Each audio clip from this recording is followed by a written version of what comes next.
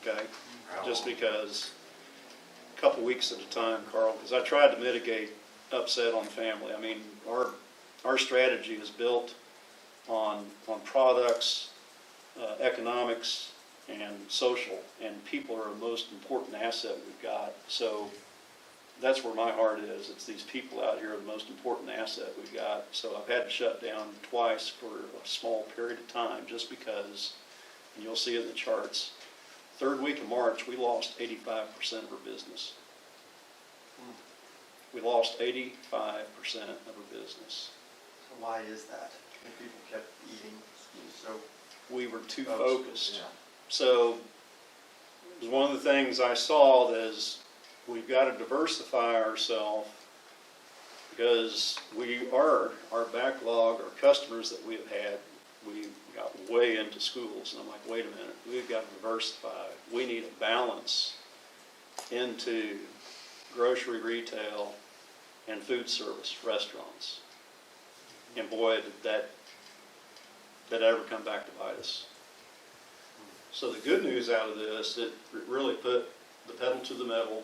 Let's bring people on to segue, get ourselves in front of retail, reinvent ourselves. Why is it that customers want to come to DAP? I don't want to be competing with the Riches of the world, the Schwans of the world, bad business. They'll outvolume us. And so it forced us in to think real hard about our competitive discriminators. What is it unique that Dept does that no one else does? And find those customers who are willing to pay that price. What is it that they want and we're finding customers to grow with? It's traceability. I can take it to the field where the wheat came from. Clean ingredient label. And so with that focus, we have reinvented ourselves, and we're prosecuting opportunities to where we're going to be in a much better position as a result of this. It's forced, like I said, it forced us through the crucible to rethink our existence. We became lackadaisical and we focused too much on schools, a little bit of restaurant business, and casino. And so that's where 85% of it went. that makes sense. So you gotta prove yourself. You gotta say, okay, I don't want to take that risk anymore, and move forward.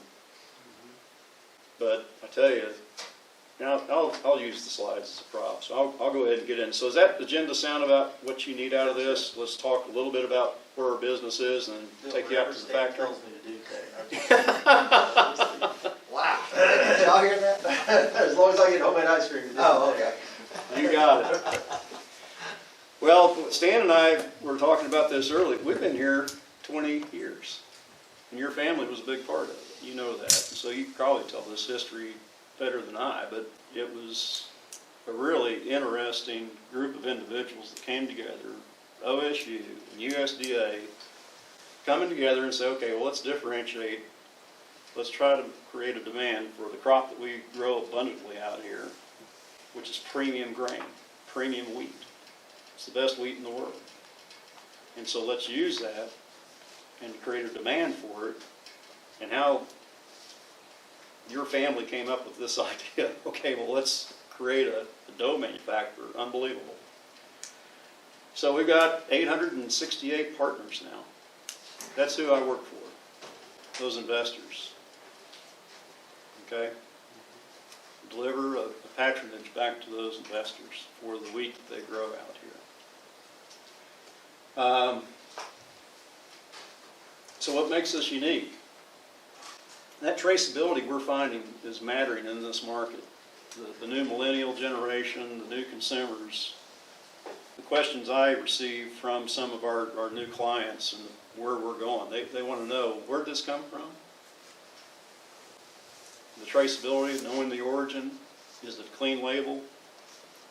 You put all that together, the quality of our product is better than anything else that we come into competition. And that was something I've observed in the 2 years that I've been here. You know, we go to a cutting or a competition where our competitors are there. We win the taste tests, hands down. There's no one that competes with us. The problem is we're in front of customers who value price. We're in front of the wrong customers. And so we've had to change ourselves. Okay, I don't want to be in front of that school customer who's always on price, or the retail Walmart or whoever. I want to be in front of Publix, Mod Pizza, Godfather's, people who, you're very unique. I can't find anybody that offers traceability, the clean ingredient label. That's what I want. That's how we're winning competitions now. Because we had to force ourselves to think, who is our true customer and what's our discriminator? Have you had a push for no chemicals in the fields or anything like that yet? So, good question, and that, we do have a contract with Whole Foods now. And Whole Foods was all predicated on clean ingredient label, because they publish a list, Carl, of everything they don't want. And so good thing is we forced ourselves into that a year and a half ago, so we knew how to go do that. I was really thinking they were going to want organic, to your question, and they didn't. They stopped short of it. Now, I'm not saying there's not a market for organic, but I just have not found it yet. Now, one that is coming, and I've talked to Brady Sidwell on this too, is the heritage grain. I got Publix asking me about heritage grain. And what is that? Well, those are the grains that were in vogue in Oklahoma up until about 1950, to where my alma mater started crossbreeding and hybridizing the turkey red wheat and making newer versions of wheat. Why? Because they're finding out this is easier to digest. It's not for the celiac people. That's a different kettle of fish, but we're talking about a bran and a gluten that's easier to digest. So we may be looking, that might be, now it's not organic though, but this is the one area we're starting to look at to see, well, do we need to differentiate ourselves and look at a different grain that we use? Are there very many people even raising heritage Not yet. crops anymore? There's only one farmer I know in Woods County. That's I mean, they're going to be subject to army worms, leaf rust. I mean, that's why we did all the hybrids. Exactly. And the turkey red, Brent, you go out in the field and look at that stuff, the stuff grows almost as tall as you. You know? I mean, that was the other reason we hybrid, is to get it shorter. So there's some challenges with it, but it's in that niche market of, okay, what makes BAF unique? Well, I can get access to maybe some of these grains. If I can get some of my cooperative to grow, that might be a differentiator. And we'll see where it goes. But this is what we do. We do very well using grain that's currently grown with a clean ingredient label. We do the majority of pizza crusts, but we do croissants, Parker House rolls. Must have been your family that invented that, Kelly. Danish and pitas, and you'll sample some of those out there. And again, what makes us better, it's that traceability, clean ingredient label. The other thing that people like about our product is it's freezer to oven, it's that convenience. I don't have to put any labor in the store to go turn this product into something I sell. And we perform better than most of our competition in that regard. And we have a superior quality rating through British Retail Consortium, AA rating. That's the best you can get. All right, we've been through the bathtub. Quite frankly, we've been through hell. Our world changed here in March with this pandemic. I don't even use the C word anymore. I'm tired of talking about it. I'm playing to win, all right? So we're going to kick it. We're going to keep this place here for another 20 years, but it was a tough problem. And I've told the investors, I love solving problems. That's what I've been doing for 30 years, is solving problems. 28 years of it was developing weapon systems. Tough problems. Adaptive enemy. This is nothing different than solving tough problems. Adaptive enemy.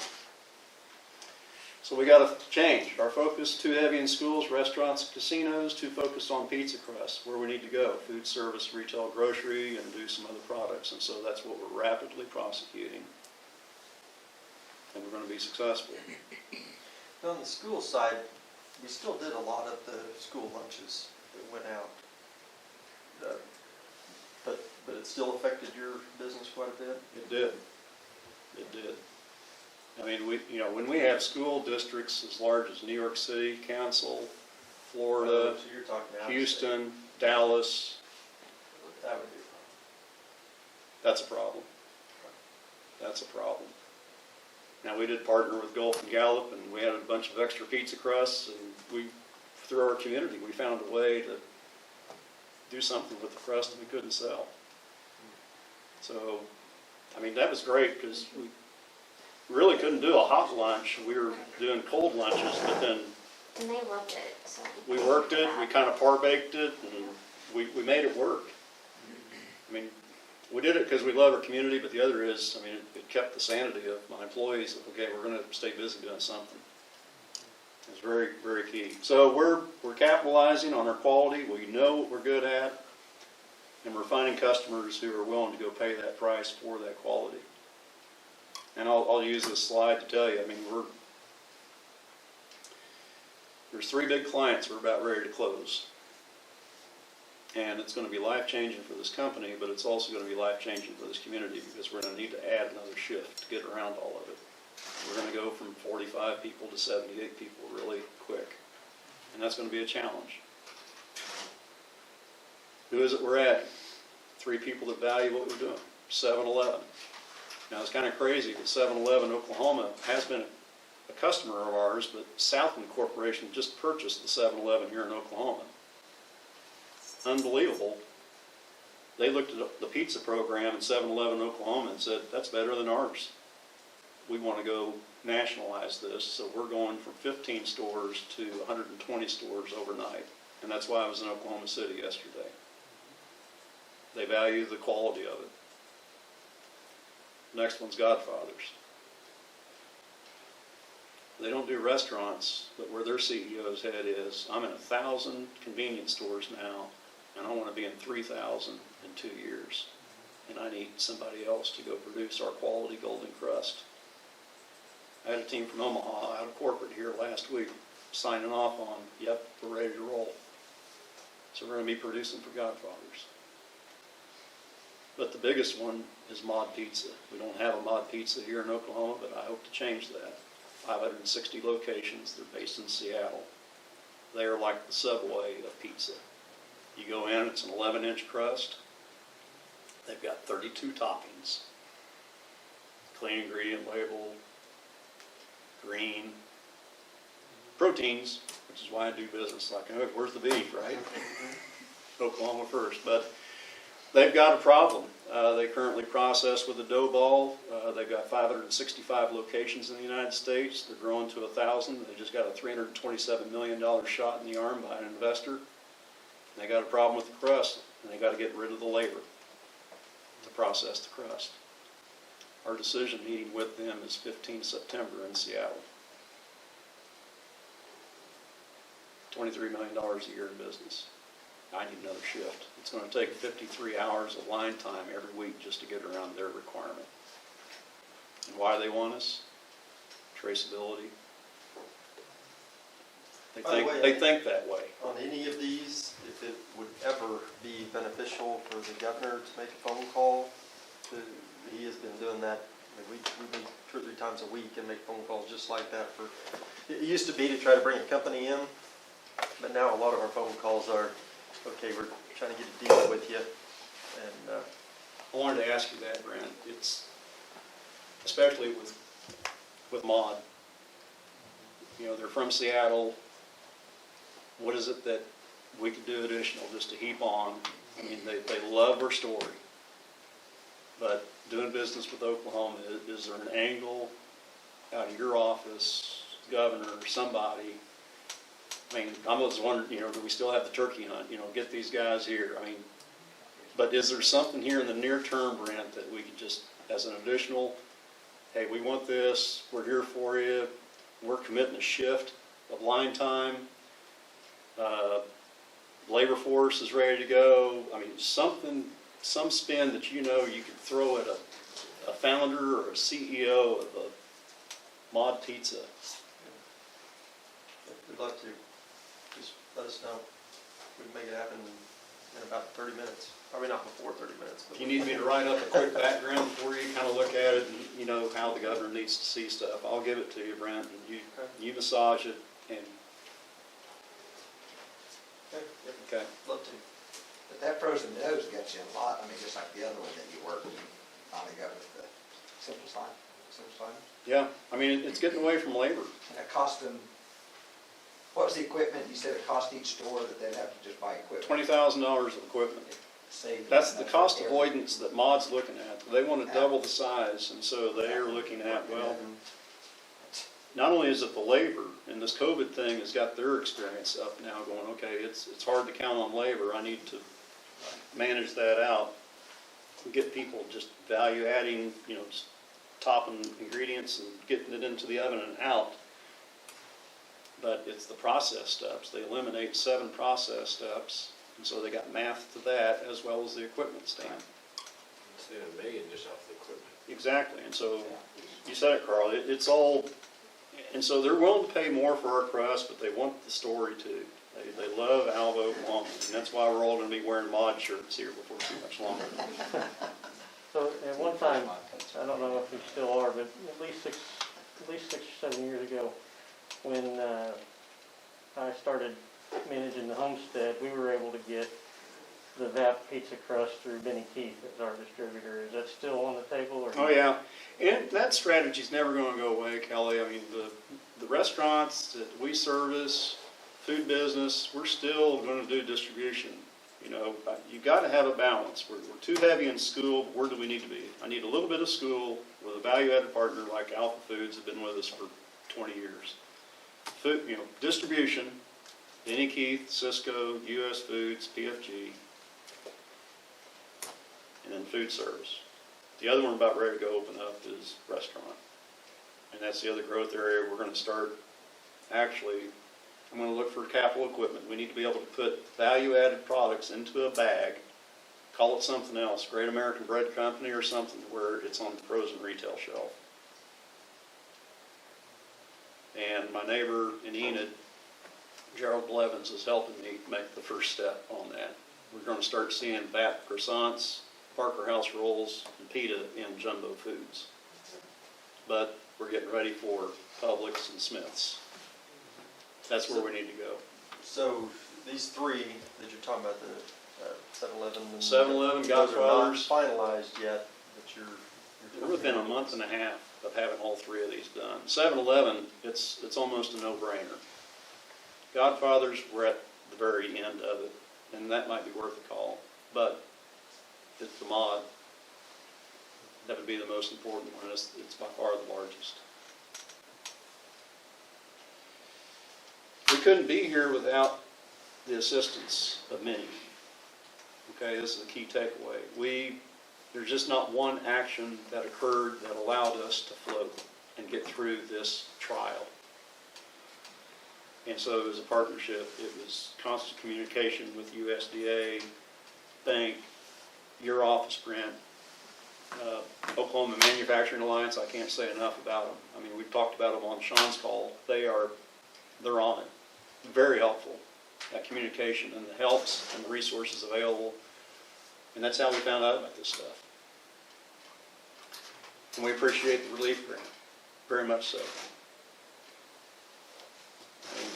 You never stressed over any of these either. Pardon? You never stressed over getting any of these. Sorry. Stan gets my texts too often at 11 o'clock at night and every other day. The one that's active is USDA. And I don't know if that's the right number or not, Brent, but I'm trying to carefully. When our application went in May, our posture looked a lot different.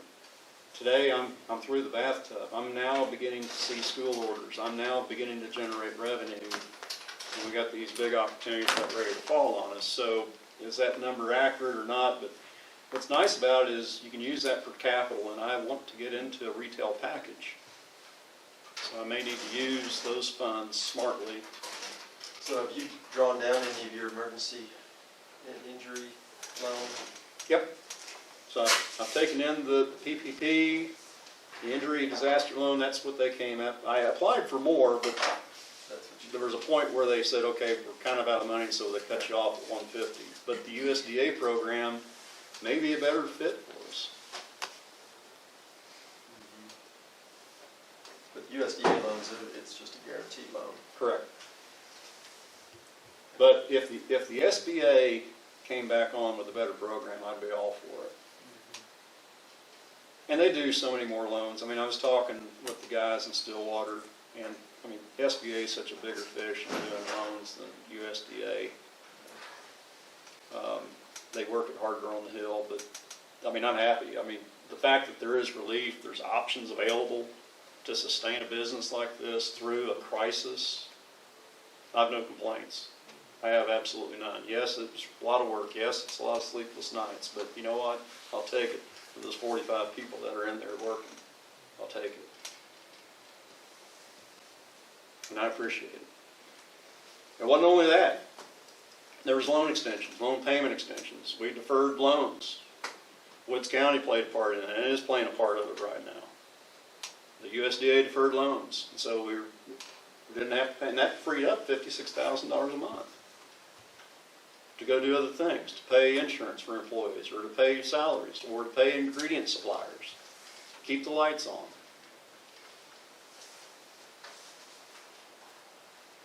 The other thing we're doing, we're smartly doing some upgrades on the plant, and this has been 2 years working on energy management. Got here, we had air conditioning from the 70s and lights from the 40s. And so 2 programs that I'll speak very highly of, which is the USDA REAP program and the OG&E rebate. And we executed both of them. It was an OPM strategy, other people's money. So we got 140 tons of air conditioning, and all of our lights now are LED. In fact, the parking lot lights up and our sign lights up now, first time in years. And I'm saving $80,000 a year in energy costs. So, yeah, we just completed our LED upgrade. Forrest McGee was up from OG&E last week. $22,000 went to Byram Electric, and then we applied for a REAP grant, so we paid 30 cents on the dollar.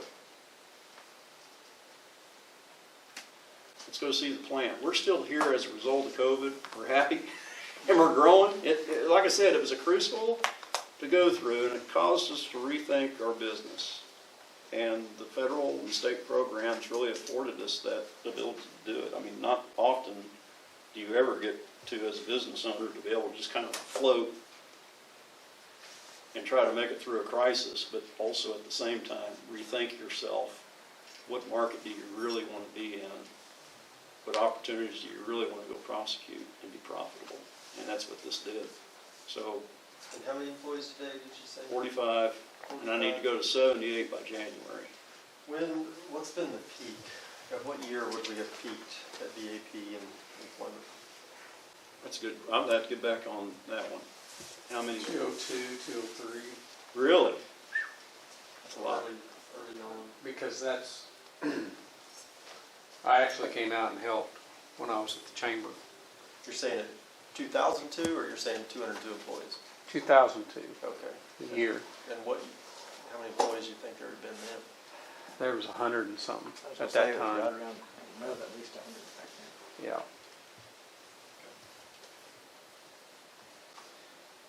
Well, that's good. I get asked all the time about BAP. I'm glad to be back out here today. Caught back up on what's going on because of that.